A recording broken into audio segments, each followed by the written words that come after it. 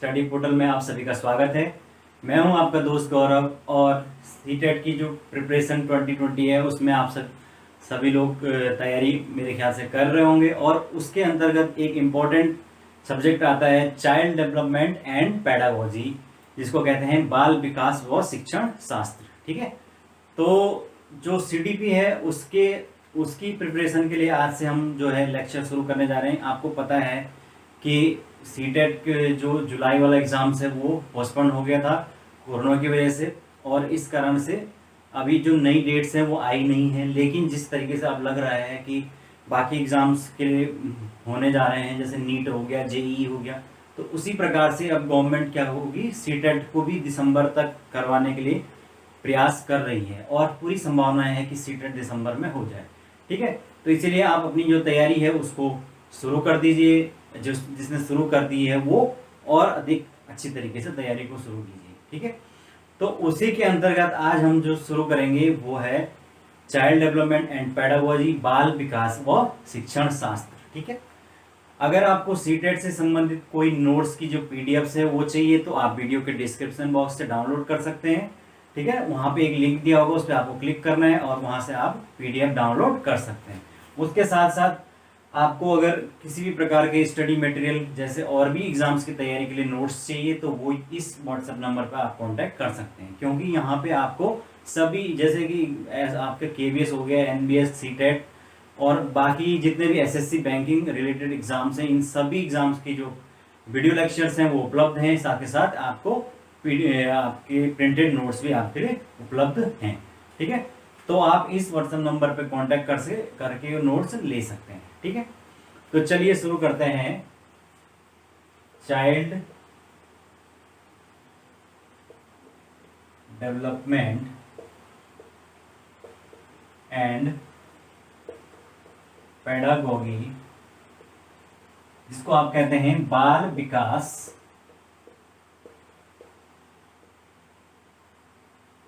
एवं शिक्षण शास्त्र। ठीक है, बाल विकास एवं शिक्षण शास्त्र। तो जो ये सीडीपी है आपको पता है, इसका एक इंपॉर्टेंट रूल है टीचर एलिजिबिलिटी टेस्ट या सीटेट में। ठीक है, और सीटेट का मतलब ही क्या है, सेंट्रल टीचर एलिजिबिलिटी टेस्ट। तो उसके अंतर्गत जो बाल विकास और शिक्षण शास्त्र है उसको महत्वपूर्ण स्थान दिया गया है। क्यों? क्योंकि उसका कारण ये है कि आज के समय में जो हमारी जो एजुकेशन है वो है कैसी, चाइल्ड सेंटर या बाल केंद्रित। ठीक है, तो बाल केंद्रित जो शिक्षा है उसमें सबसे ज्यादा जो फोकस है वो किस पे है, बालक के ऊपर है। जैसे कि पहले जमाने में हमारी जो प्राचीन परंपरा है उसके अंतर्गत ये माना जाता था कि गुरु ही सर्वश्रेष्ठ है और गुरु के आगे, यानी कि जो पूरी तरीके से टीचर के ऊपर सेंटर था एक तरह से एजुकेशन। टीचर ने जो बोल दिया वही सही है, बच्चे के ऊपर उतना ध्यान नहीं दिया जाता था। लेकिन अब जो आधुनिक समय है उसमें जो एजुकेशन है वो बदल चुकी है। शिक्षा का जो तरीका है वो अब क्या है, चाइल्ड सेंटर्ड, यानी कि आपको बच्चे को ध्यान में रखकर ही प्रत्येक एक्टिविटी को करना है, प्रत्येक कार्य को करना है। ठीक है, और इस बाल में विकास और शिक्षण शास्त्र के अंतर्गत हम क्या पढ़ते हैं, चाइल्ड साइकोलॉजी को पढ़ते हैं। चाइल्ड साइकोलॉजी या जिसको आप कहते हैं बाल मनोविज्ञान, इसके अंदर हम क्या करते हैं, बालक के व्यवहारों का अध्ययन। आपको ये चीज याद रखनी है कि ये सीटेट में बहुत बार क्वेश्चन आता है कि बाल मनोविज्ञान का अर्थ क्या है और उसके अंदर हम क्या चीज अध्ययन करते हैं। तो बाल मनोविज्ञान के अंदर हम बालक के व्यवहारों का अध्ययन करते हैं कि जो बालक है उसके जो व्यवहार है उसमें किस प्रकार से परिवर्तन आता है, उसे किस चीज से दिक्कत है, उसे कौन सी चीज समझने में परेशानी है, उसके अंदर क्या इमोशंस डेवलप होते हैं, इन सभी का जो अध्ययन है वो बाल विकास आपके बाल मनोविज्ञान के अंदर आता है। और ये जो बाल मनोविज्ञान है इसको हम शिक्षण में क्यों प्रयोग कर रहे हैं, ताकि हम क्या करें, शिक्षण को और अधिक प्रभावी बना सकें। हम बच्चे की जो समस्याएं हैं उसको किस समझने में क्या दिक्कत आ रही है, उसके साथ किस प्रकार की मेंटल प्रॉब्लम है या इमोशनल प्रॉब्लम है, क्या प्रॉब्लम है, ये सारी चीजों को हम क्या करते हैं, साइकोलॉजिकली समझने की कोशिश करते हैं। इसीलिए हम क्या करते हैं कि शिक्षण में जो है वो बाल मनोविज्ञान को शामिल किया गया है।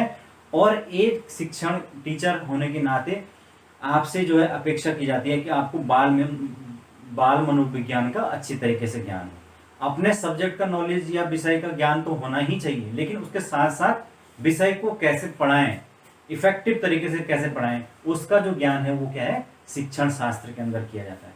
तो इसीलिए जो है टीचिंग में टीचर के लिए एलिजिबिलिटी के लिए इसको एक महत्वपूर्ण क्राइटेरिया माना गया है कि वो क्या करे, बालक के जो व्यवहार है उसको समझे, बालक की जो मेंटल एबिलिटी है उसको समझे और उसके अनुसार कार्य करे, न कि अपने अनुसार कार्य करे। क्योंकि ये पुराना तरीका है और आज के समय में जो एजुकेशन है वो कैसी है, बाल केंद्रित या चाइल्ड सेंटर्ड एजुकेशन है। ओके, तो अब आप समझ चुके हैं कि हम क्यों इसको बाल विकास और शिक्षण शास्त्र को इतना महत्व देते हैं टीचिंग के अंदर। ठीक है, तो चलिए स्टार्ट करते हैं।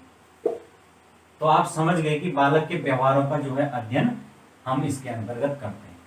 जो पहला ही चैप्टर इसमें हम पढ़ते हैं वो है आपका वृद्धि एवं विकास, जिसको कहते हैं आप ग्रोथ एंड डेवलपमेंट।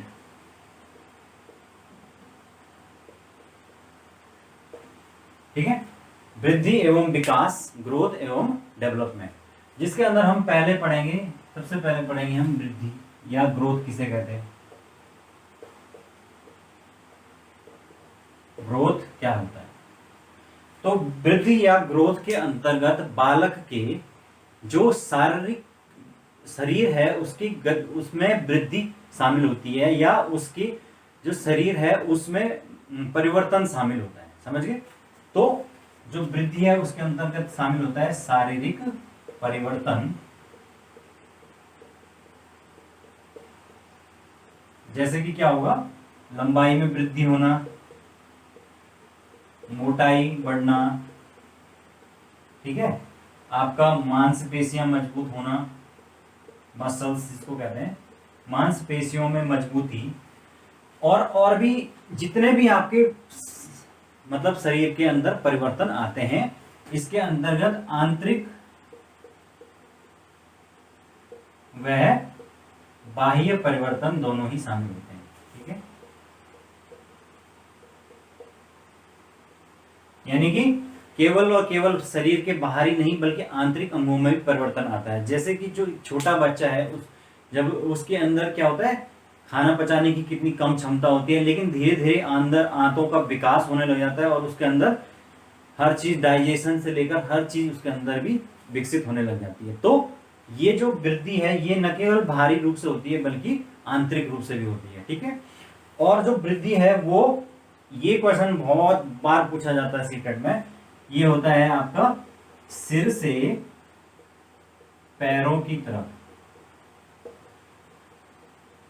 ठीक है, यानी कि पहले बच्चे का जो ऊपरी भाग है वो डेवलप होता है और धीरे धीरे विकास जो है वो नीचे की तरफ बढ़ता है। समझ गए? ये चीज आप याद रख लेना, ऑप्शन में ये आएगा तो हमेशा सिर से पैर की ओर ही आपको टिक करना है। ठीक है, ये क्वेश्चन कई बार आ चुका है सीटेट में और आगे भी आएगा। ठीक है, तो इस तरीके से ये होती है ग्रोथ या वृद्धि।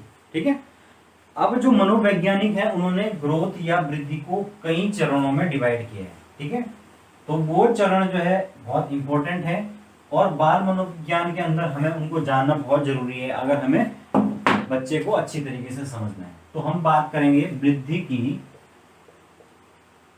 अवस्थाएं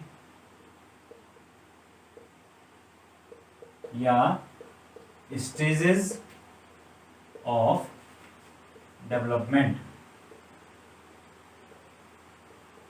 ठीक है, वृद्धि की अवस्थाएं या स्टेज ऑफ डेवलपमेंट। ठीक है, तो वृद्धि की जो अवस्थाएं हैं उसके अंतर्गत हम बात करेंगे कि जो ग्रोथ है वो किन किन फेजेस में होती है। तो सबसे पहले इसमें जो अवस्था होती है उसको बोलते हैं हम शैशवा अवस्था या जिसको हम कहते हैं इन्फेंसी स्टेज,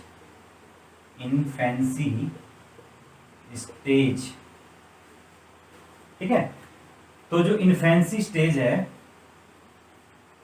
ये होती है आपका 0 से 2 वर्ष तक, ठीक है। तो 0 से 2 वर्ष तक चलती है इन्फेंसी स्टेज। इन्फेंसी जो स्टेज है इसके अंतर्गत हम बात करते हैं बच्चे का जो वो काल होता है एक, जहां पर कि वो अभी पूरी तरीके से किसके ऊपर डिपेंड होता है, माता पिता के ऊपर डिपेंड होता है या अपने से बड़ों के ऊपर डिपेंड होता है, यानी कि माता पिता के ऊपर निर्भर, माता पिता पर निर्भर होता है, ठीक है। फिर वो अपने सारे कार्यों के लिए दूसरों पर डिपेंड होता है। इस जो अवस्था में एक इंपॉर्टेंट चीज आपकी इस अवस्था की याद रखना आप कि इसमें, यहां पे जगह नहीं बची, इसमें बच्चे का जो वृद्धि होती है वो सर्वाधिक होती है, सर्वाधिक तीव्र गति से होती है, तीव्र गति से होती है। यानी कि बच्चे का जो ग्रोथ है और डेवलपमेंट है दोनों ही इस अवस्था में, जो शैशवावस्था है इसमें सबसे तेज होती है। ये क्वेश्चन भी बनता है कि सबसे तेज किस अवस्था में होती है, तो शैशव अवस्था में होती है। यानी इन्फेंसी स्टेज में आपने खुद ही देखा होगा कि कैसे बच्चा जो है वो केवल आपका 4-6 महीने में ही चलने लग जाता है ना। और उसके बाद वो अचानक से चलने लग जाता है, धीरे धीरे उठ के चलने लग जाता है। फिर वो अपने आसपास जो है की जो भाषा है उसको सीखने लगता है, माँ और बाकी जो शब्द हैं, दादा दादी, ये सब बोलने लग जाता है। तो उसका जो विकास है वो क्या हो रहा है, तीव्र गति से हो रहा है ना। कल तक जो बच्चा हिल भी नहीं पाता है वो 1 साल के अंतर्गत उठने लग जाता है, 2-4 शब्द बोलने लग जाता है, और उसके आंखों पे या उसके चेहरे पे जो एक्सप्रेशन है, भाव है, वो उभर के आने लग जाते हैं। तो इस तरह से ये तीव्र विकास जो है वो इस अवस्था में होता है, शैशव अवस्था या इन्फेंसी स्टेज में होता है, ठीक है। तो ये आपको इसकी विशेषता याद रखनी है। दूसरी एक विशेषता और है इसकी, देख लेते हैं। इस अवस्था में जो है वो बच्चा है वो अनुकरण से सीखता है, ठीक है। ये तो आप समझ ही देखें, बताने की जरूरत नहीं है। बच्चा अनुकरण से सीखता है, अनुकरण से सीखता है। अनुकरण का मतलब है कि जो जैसा वो अपने बड़ों को देखेगा कि वो कर रहे हैं या वो जो भाषा आसपास बोल रहे हैं वो उसी को सीख लेगा और उसी को मतलब वो चीज वो उसके दिमाग में आ जाएगी और वो उसको खुद ब खुद सीख जाएगा, समझ गए। तो ये है अनुकरण द्वारा सीखना। और एक चीज और याद रखना कि इंपॉर्टेंट है, विकास का प्रारंभ गर्भावस्था से शुरू हो जाता है, ठीक है। यानी कि जब जो है माँ के पेट में बच्चा होता है तभी से उसका जो है डेवलपमेंट शुरू हो जाता है और वो चलता रहता है। तो ये क्वेश्चन भी आता है कि जो विकास है वो कहाँ से प्रारंभ होता है, तो वो गर्भावस्था से ही शुरू हो जाता है, ठीक है। ये चीज भी आपको याद रखनी है। तो ये है आपका इन्फेंसी स्टेज, कितना 0 से 2 वर्ष की अवस्था है। मैंने बताया कि बाल्यावस्था या चाइल्डहुड की अवस्था है। चाइल्डहुड की अवस्था में हम जो इसको हमने 2 भागों में बांट दिया है। एक है पूर्व बाल्यावस्था, पूर्व बाल्यावस्था जिसको हम कहते हैं अर्ली चाइल्डहुड, अर्ली चाइल्डहुड। पूर्व बाल्य जो अवस्था है इसमें आएगी कहां से, 2 से 6 वर्ष की अवस्था, ठीक है। तो इस अवस्था में जो है वो बालक अब क्या होगा, थोड़ा थोड़ा एक तरह से समझदार होने लगेगा, उसके अंदर सामाजिक जो समझ है वो विकसित होने लगेगी। तो इसकी जो विशेषता है पूर्व बाल्यावस्था की, इसमें क्या होगा, बालक के अंदर सामाजिकरण का विकास, सामाजिकरण का विकास होने लगता है, ठीक है। इसमें बच्चा अनुकरण वह अनुकरण से सीखता है तथा दोहराने की प्रवृत्ति होती है। अनुकरण से सीखता है तथा दोहराने की प्रवृत्ति होती है। ठीक है, यानी कि जो हम कहें हम करेंगे वो उसी चीज को रिपीटेड करने या दोबारा करने की कोशिश करेगा। ठीक है, तीसरा इसमें होता है कि भाषा को सीखने के लिए सर्वोत्तम जो है वो एक तरह से काल माना गया है पूर्व बाल्यावस्था। भाषा शिक्षण का, भाषा सीखने का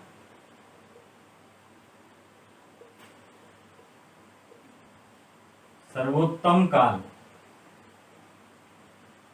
या भाषा विकास यहाँ पर जो है वो सबसे तेज गति से होता है और बच्चा अपने जो नेटिव लैंग्वेज है उसको तेजी से सीखने लग जाता है। ठीक है, उसके बाद इसमें जो नेक्स्ट है वो है कि इसका अपने, ये तो सामाजिकरण में आ जाएगा कि बालक का अपने जो बाहरी जो दोस्त हैं उनसे जुड़ाव होने लग जाता है। ठीक है, तो ये है आपकी अर्ली चाइल्डहुड या पूर्व बाल्यावस्था।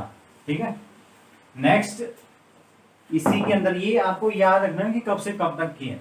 उसके बाद इसी के अंदर सेकंड है वो है उत्तर बाल्यावस्था।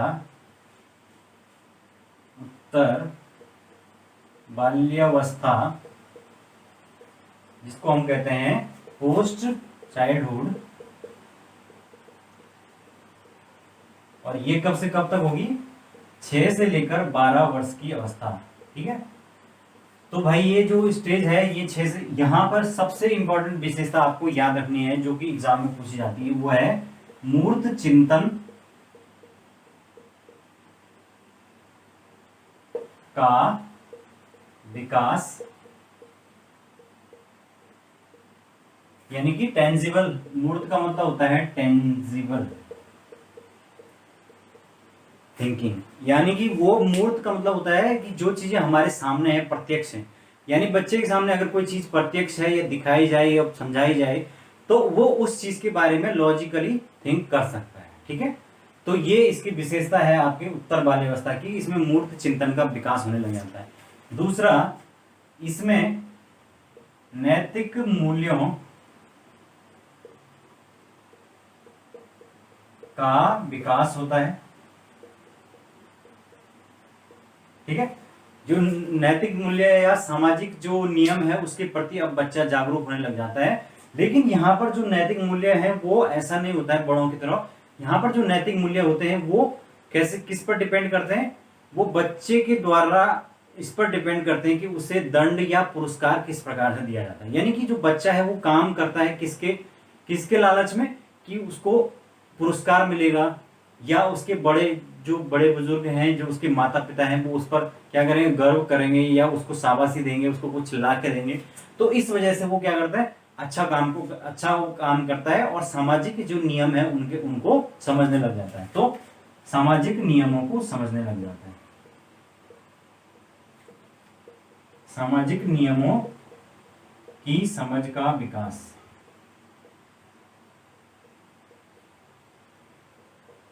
ठीक है,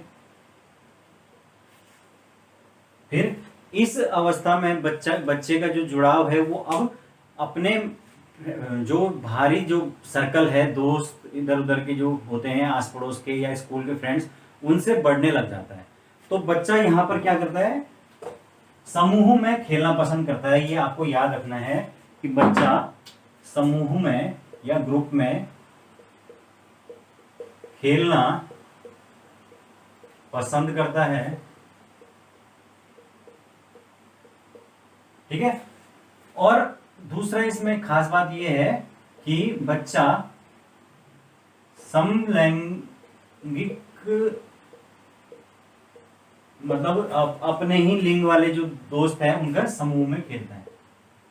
समूह बनाना यानी जो लड़के होंगे वो लड़कियों के साथ, लड़के लड़कों के साथ ही अपनी टोली बना लेते हैं और जो लड़कियां हैं वो लड़कियों के साथ ही टोली बना के विभिन्न प्रकार के खेल वो और जो एक्टिविटीज वो करते हैं वो करने लग जाते हैं। तो ये भी एक इसकी विशेषता होती है पोस्ट चाइल्डहुड की, 6 से 12 वर्ष की। ठीक है, तो ये आपको इसकी कुछ विशेषता याद रखनी है। ठीक है, बाकी मैंने आपको बता दिया मूर्त चिंतन का विकास होगा, नैतिकता का विकास होगा, लेकिन वो कैसे होगी, वो इस पर डिपेंड करेगी कि बच्चा जो है वो अपने माता पिता से उसको किस प्रकार से एप्रिसिएशन मिलता है, या जिसको बोलते हैं रीइंफोर्समेंट मिलता है, तो उस पर वो चीज डिपेंड करेगी। तो ये है आपका बाल्यावस्था या चाइल्डहुड जिसको कहते हैं। अब तीसरी जो अवस्था है वो है मोस्ट इंपॉर्टेंट अवस्था, वो है किशोर अवस्था, जिसको आप कहते हैं टीन एज। भाई ये जो है व्यक्ति के जो जीवन है उसकी सबसे क्रूशियल अवस्था मानी गई है, और इसीलिए इसको क्या कहते हैं, तूफान व तनाव की अवस्था। ठीक है, ये कब से कब तक होगी, 12 से लेकर और लगभग 18 वर्ष तक ये मानी जाती है किशोर अवस्था। ठीक है, तो जो किशोर अवस्था है वो सबसे जीवन की जो है क्रूशियल जो स्टेज है वो मानी जाती है। इसको तूफान व तनाव की अवस्था कहते हैं, क्योंकि इस अवस्था में ही जो व्यक्ति है उसके जो जीवन में है वो अचानक से बहुत बड़े बड़े चेंज आते हैं। उसके जो उसके शरीर की जो गतिविधियां हैं, शारीरिक विकास उसमें बहुत तीव्र गति से परिवर्तन आता है।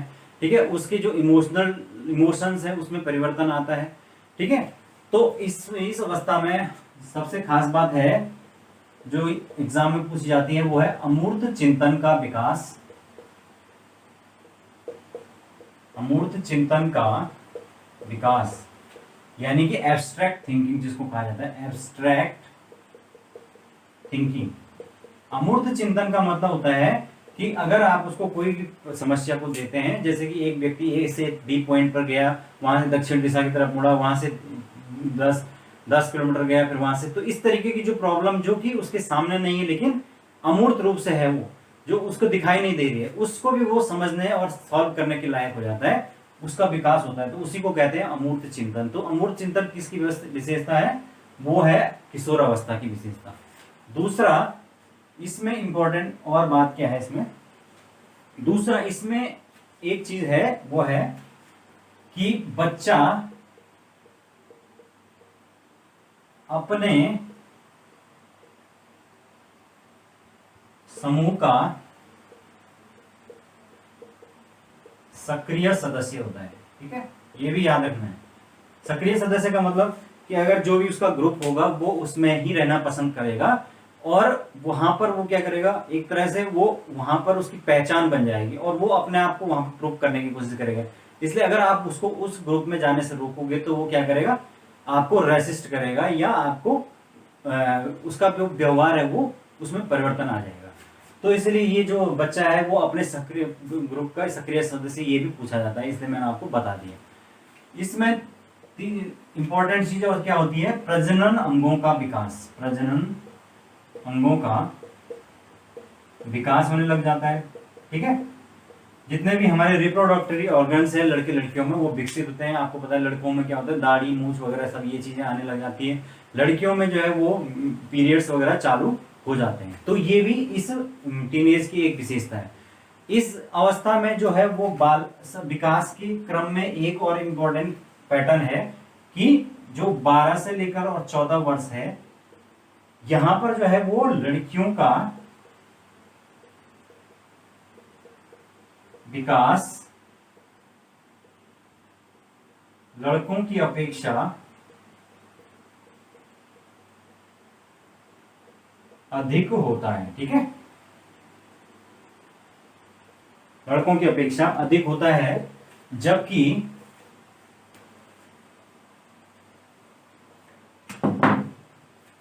14 से लेकर 18 वर्ष यहां पर लड़कों का या बॉयज का विकास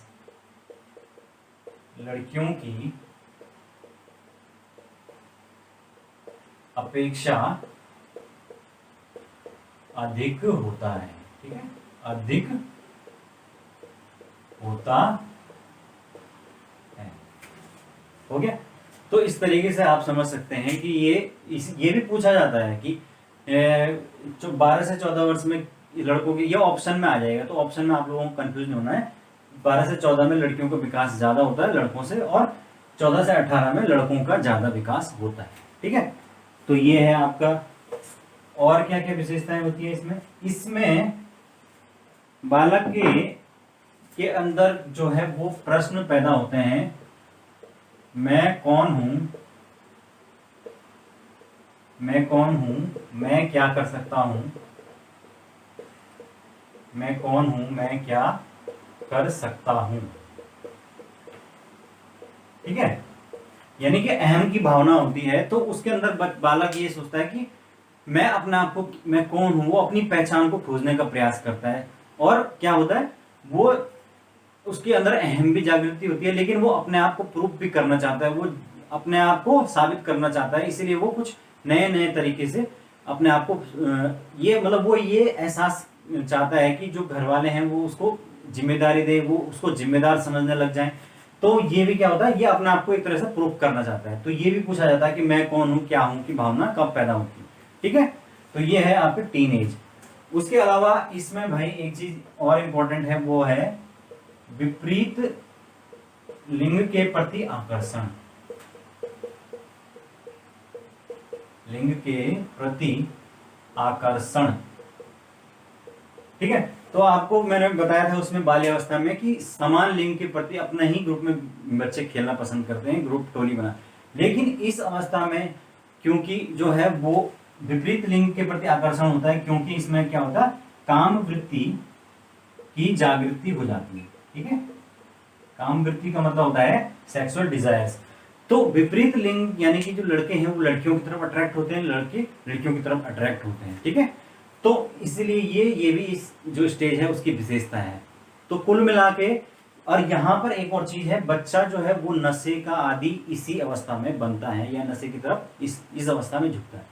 तो इस अवस्था को इसीलिए जीवन की जो है एक नाजुक अवस्था माना गया है। और यहाँ पर जो है वो अभिभावकों का, माता पिता का, और जो और अन्य हमारे बड़े बुजुर्ग हैं उनका सही मार्गदर्शन मिलना जरूरी है, वरना जो है बच्चा गलत दिशा में जा सकता है। ठीक है ना, तो इसीलिए इसको टीन अवस्था कहते हैं, क्योंकि यहाँ पर आपके जीवन में उथल पुथल हो रहा है, आपके शरीर में तेजी से विकास हो रहा है, और आपके अंदर संवेगात्मक विकास बहुत तीव्र होता है। संवेगात्मक विकास भी इसकी एक विशेषता है, संवेगात्मक तीव्र विकास। इसका मतलब होता है इमोशनल डेवलपमेंट होता है, और इमोशंस में बहुत तेजी से चेंज आते हैं। जैसे इमोशंस क्या क्या होते हैं हमारे, क्रोध होता है, स्नेह होता है, ठीक है, आपका भय होता है, और आश्चर्य होता है। ये सारे आपके क्या है, एक तरह से वो आपके संवेग हैं, इमोशंस हैं। तो इसमें तेजी से आपका परिवर्तन आता है किशोर अवस्था में, यानी बच्चा किसी पल तो बहुत खुश रहेगा और किसी पल अचानक से उदास हो जाएगा या दुखी हो जाएगा। तो ये भी इस स्टेज की एक विशेषता होती है। ठीक है, तो ये है आपके मुख्यतः 3 स्टेज। इसके बाद की जो स्टेज है वो पहले एक निम्न प्रौढ़ अवस्था, फिर प्रौढ़ अवस्था, वो केवल लिखी जाती है, लेकिन उसके बारे में क्वेश्चन बनता है। और क्योंकि हम लोग बच्चे को पढ़ाना है तो वो यहीं तक का आपके क्वेश्चन बनते हैं, और यही आपको इंपॉर्टेंट है। तो इसके बाद हम नहीं करेंगे। ठीक है, तो ये है आपका किशोर अवस्था, आप समझ चुके हैं। किशोर अवस्था की एक और विशेषता है, ये भी पूछी जाती है, आपको याद रखना है, वो है प्रबल जिज्ञासा। प्रबल जिज्ञासा, ठीक है, यानी बच्चे के अंदर हर चीज को जानने की इच्छा, और उसके बारे में वो ज्यादा से ज्यादा जानना चाहता है, वो प्रश्न पूछता है। ठीक है, वो चाहता है कि उसको हर चीज क्या बताई जाए, सच बताई जाए, और अगर उसके सामने कोई चीज है वो उसको खोल के देखेगा कि इसके अंदर क्या चीज है। ठीक है, तो उसके अंदर जानने की जो है तीव्र इच्छा होती है, वो हर चीज को जानना चाहता है। तो ये भी एक इसकी विशेषता है। तो समझ गए अब आप लोग, हम वृद्धि हमने समझ ली, वृद्धि की अवस्थाएं समझ ली। अब हम बात करेंगे विकास या डेवलपमेंट। ठीक है, तो विकास जो वृद्धि है वो विकास से एक अलग कॉन्सेप्ट है, पूरी तरीके सॉरी जो विकास है वो वृद्धि से पूरी तरीके से अलग कॉन्सेप्ट है। तो वृद्धि है, विकास है, वो उसकी विशेषता क्या है, कि विकास बहुआयामी होता है या मल्टी डायमेंशनल जिसको कहते हैं। दूसरा, विकास जीवन पर्यंत चलता रहता है, यानी ये सतत रूप से चलता है। समझ गए? तीसरा, तो ये है।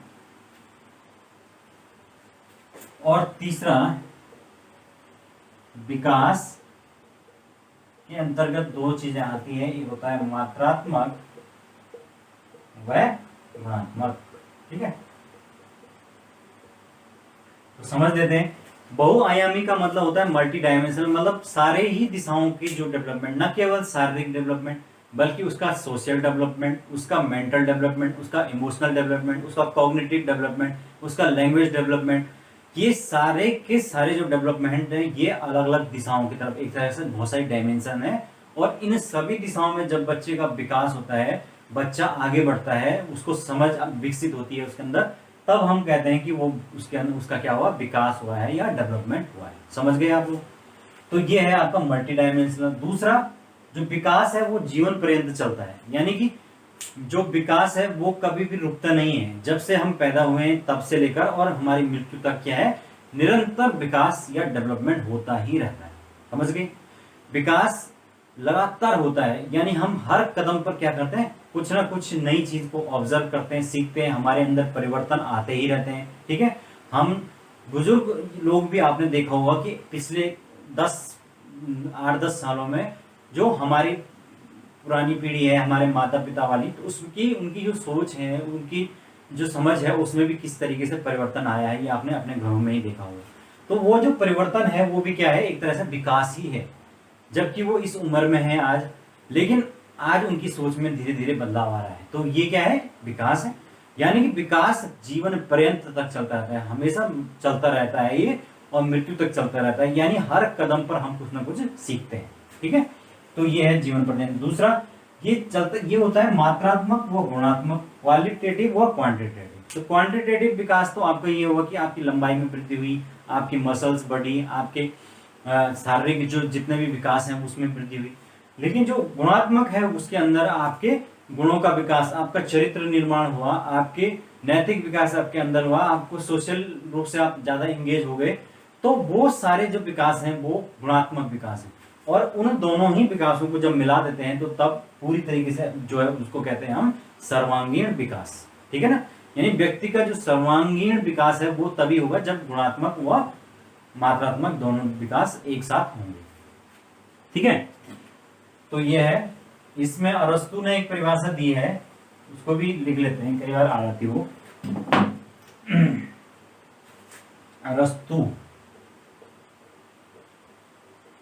अरस्तु ने बोला है कि विकास आंतरिक व बाह्य कारणों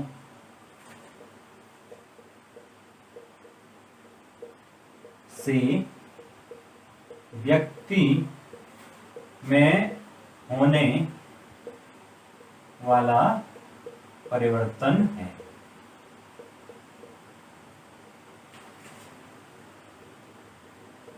ठीक है, यानी कि व्यक्ति में बाह्य और आंतरिक रूप से जितने भी परिवर्तन होते हैं वो सबके सब किसके कारण है, वही विकास है, समझ लो। ठीक है, आंतरिक और बाह्य रूप से हमारे अंदर जितने भी परिवर्तन होते हैं, चाहे वो क्वालिटेटिव हो या क्वांटिटेटिव, वो ही विकास है। ये ऐसा अरस्तु ने अपनी परिभाषा में बोला। ठीक है, तो ये है आपका विकास। और इसके अंतर्गत हम जो आयाम पढ़ते हैं वो है शारीरिक विकास।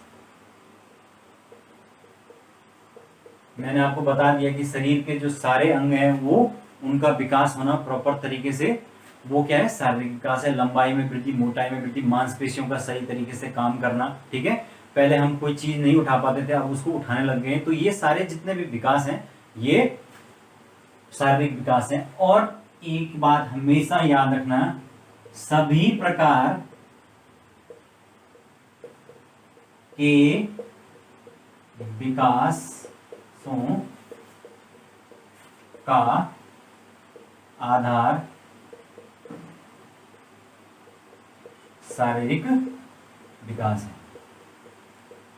ठीक है,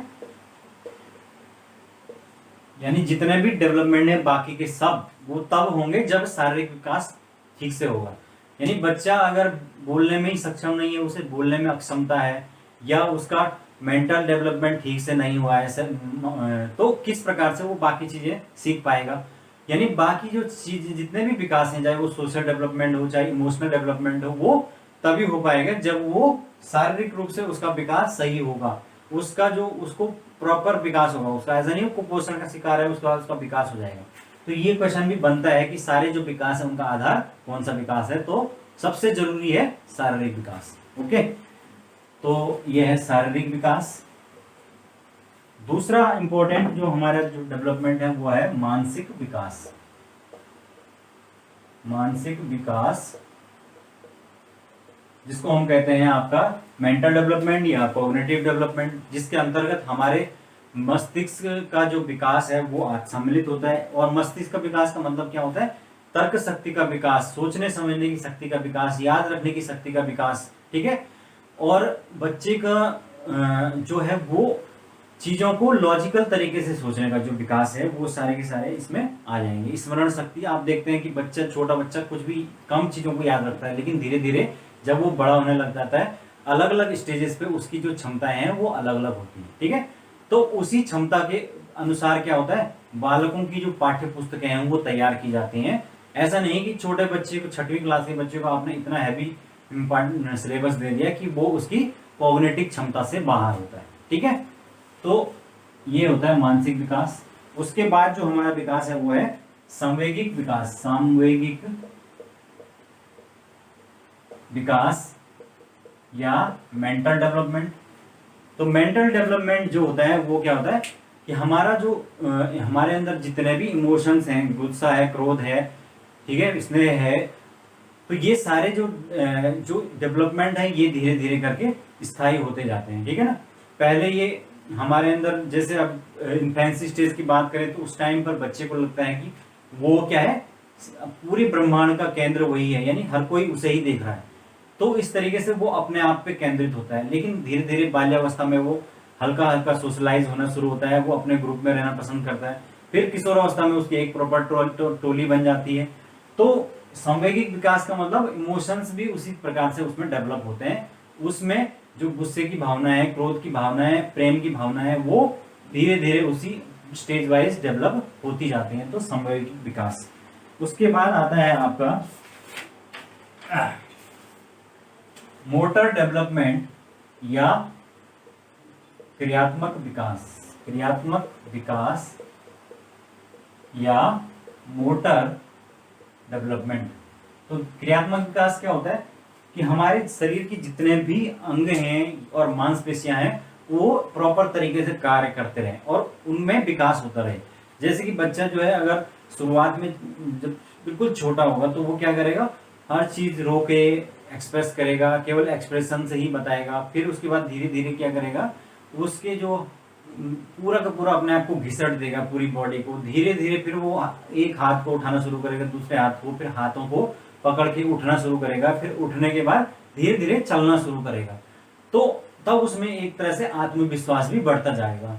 तो इसका मतलब क्या हुआ, उसकी जो क्रियात्मक अंग है वो धीरे धीरे विकास कर रहे हैं। उसके पहले तो पूरे हाथ से काम कर रहा है, फिर धीरे धीरे उसकी उंगलियां भी अब अलग अलग उंगलियों से वो काम करने लग गया है। यानी वो ढक्कन को पहले पूरे हाथ से खोलता था, फिर वो उंगलियों का प्रयोग करके इस तरीके से खोलने लग गया। तो वो क्या है, क्रियात्मक विकास या मोटर डेवलपमेंट है। ठीक है, और धीरे धीरे उसमें फिर उसकी मसल्स जो है वो बनने लग जाती है और किशोरावस्था तक वो परिपक्व होने लग जाता है। ठीक है, तो ये है आपका मोटर डेवलपमेंट। इसके अलावा आता है आपका भाषाई विकास। तो भाषाई विकास में मैंने आपको बता दिया है कि भाषा जो है वो बाल्यावस्था से सर्वाधिक बच्चा जो है वो भाषा जो भी सीखता है वो अपने परिवार वह आस पड़ोस से ही सीखता है। ठीक है, क्योंकि भाषा क्या है, भाषा की परिभाषा क्या होती है कि यह अपने संवेगों को व्यक्त करने का एक तरह से माध्यम है। तो वो कहाँ से सीखेगा, जो उसके आसपास जो भी वातावरण होगा, पास पड़ोस होगा, उसी से वो सीखेगा। और उसमें जो वो भाषा सीखता है उसी को हम क्या कहते हैं, मातृभाषा, नेटिव लैंग्वेज कहते हैं। ठीक है, ये मातृभाषा जो सीखी जाती है, इसमें वो बच्चे को अक्षर ज्ञान नहीं होता है, बस वो बोलना सीख जाता है, ना उसे कोई ग्रामर का पता होता है, लेकिन वो बोलना सीख जाता है और धीरे धीरे वो उसमें निपुण हो जाता है। लेकिन जो असली भाषा है, अब इसमें तो उसके लोकल जो एक्सेंट है या लोकल वर्ड्स वो आ जाएंगे, लेकिन असली जो भाषा है वो स्कूल में जाके वो सीखेगा, मानक भाषा जिसको हम कहते हैं। ठीक है, यानी उसी भाषा को, जो उसकी मातृभाषा है, उसको वो स्कूल में जाके अच्छी तरीके से सीखेगा। जैसे हिंदी है, घर में वो टूटी फूटी बोलेगा, अपनी उसमें बोलेगा, लेकिन उसकी जो प्रॉपर ग्रामर है, उसकी जो वोकैबुलरी है, वो सारी चीजें वो स्कूल में जाके सीखता है। ठीक है, तो ये है आपका मातृभाषा व मानक भाषा। और ये जो डेवलपमेंट है, ये बाल्यावस्था से में तीव्र गति से होता है। ठीक है, और धीरे धीरे शब्द भंडार जो है उसमें वृद्धि होती जाती है और बालक पूरी तरीके से भाषा को सीखने लग जाता है। और बालक हमेशा भाषा को अनुकरण से सीखता है। ठीक है, तो ये भी आपको याद रखना है। तो ये आपके अलग अलग डायमेंशंस मैंने बता दिए। बाकी एक और डायमेंशन रहेगी, वह है सामाजिक विकास। तो सामाजिक जो विकास या सोशल डेवलपमेंट के अंदर मैंने आपको बताया है कि बच्चा है वो, क्योंकि उसने समाज के बीच में रहना है, तो वो क्या करेगा, धीरे धीरे जो है समाज के नियमों को मानने लग जाता है। जब छोटा बच्चा होगा, शैशवावस्था में, इन्फेंसी स्टेज में, तो उसके माता पिता ही उसके लिए सपोर्ट समाज होंगे। फिर धीरे से उसके भाई बहन वो 0 से 6 वर्ष की अवस्था तक उसके साथ रहेंगे। लेकिन उसके बाद 6 से 12 वर्ष की अवस्था में उसके आस पड़ोस के जो दोस्त हैं, स्कूल के यार मित्र हैं, वो बनने लग जाएंगे, वो उसका समाज बन जाएगा। वो उनके बीच में क्या होगा, उठना बैठना, खाना, खेलना, कूदना, ये सब चीजें सीखने लग जाएगा। धीरे धीरे उसे सामाजिक जो नियम है उनकी भी जानकारी होने लग जाएगी, और वो जो नैतिक मूल्य है उसके अंदर वो भी, उसे भी ये पता चलने लग जाएगा कि भाई ये समाज के नियम है, ये मानने होते हैं। नहीं तो क्या होगा, भले ही वो नैतिक काम माता पिता के डर से करे या उनको खुश करने के लिए करे, लेकिन वो करता है।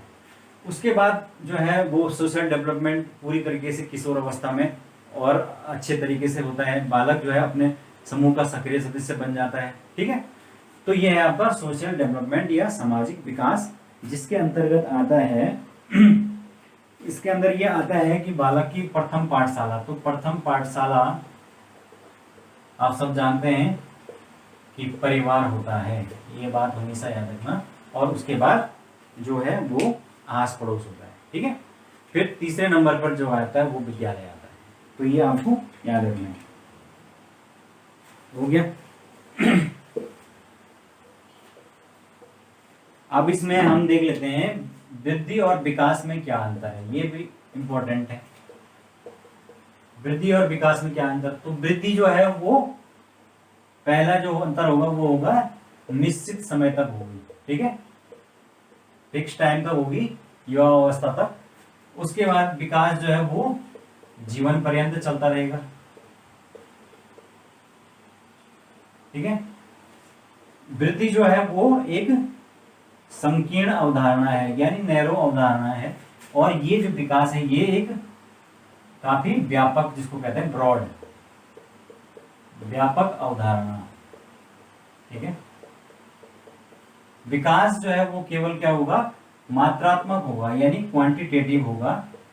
लंबाई, चौड़ाई और ऊंचाई, इन सब में वृद्धि होगी, मांसपेशियां मजबूत होंगी।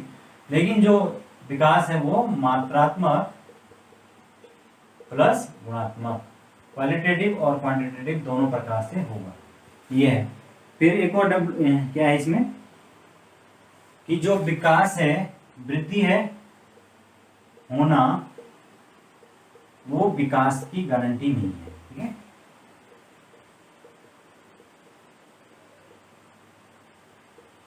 गारंटी नहीं है। यानी विकास, अगर वृद्धि हो रही है तो इसका मतलब ये जरूरी नहीं है कि वृद्धि भी हो रही होगी, लेकिन अगर विकास होना वृद्धि की गारंटी है।